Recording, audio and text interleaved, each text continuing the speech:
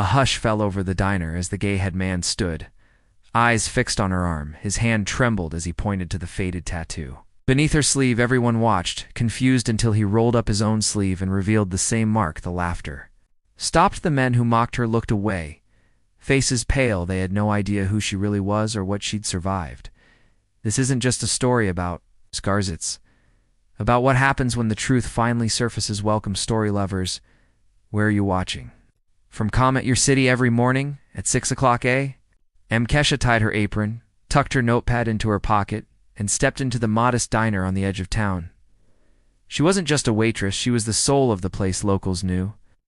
Her smile, her unmatched memory for coffee orders, and the hum of gospel she carried with her, but behind her kindness were dade scars, both seen and unseen. Long sleeves hid the faded marks that guests sometimes glanced at, then quickly looked away.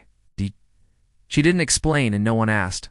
Life was quiet, predictable, just the way she liked it. But this morning, a group of strangers filled the corner booth. They laughed aloud, their tone sharp. One snicker turned into a whisper, then a cruel joke floated through the air. Kesha kept moving, but something in their eyes felt different, familiar, wrong.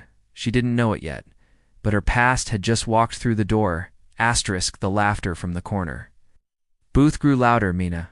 Kesha approached with her usual grace, setting down menus with a practiced smile. One of the men stared at her arm, where her sleeve had slipped just enough to reveal part of a faded scar, and beneath it the edge of a tattoo.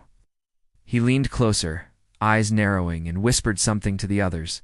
They snorted, barely hiding their amusement. Then came the first comment. Did you fall into a fire, sweetheart, or is that some kind of jungle mark? The booth erupted in laughter. Kaisha's hands trembled, but she kept her voice steady as she walked away. She'd endured worse, or so she thought. Minutes later, their phones were out flashing, taking photos of her as she passed. One of them zoomed in on her arm, zoomed in on that tattoo, yo. One whispered, is that real? That's military? No way. She served. Another scoffed. Nah, probably. Stole it from some dude she slept with. Kesha turned sharply, face flushed, breath tight. Her manager was busy in the back, and no one else intervened. That's when a man at the counter stood up, gray-haired, quiet, watching. His eyes were locked on her tattoo, his face suddenly pale. He stepped forward slowly, his voice low. Where did you get that unit mark? The diner fell silent. Kesha froze, because only one group of people had ever worn that tattoo, and she hadn't spoken of it in over a decade. Steriska's heart thudded as the veteran stepped closer, eyes locked on her arm.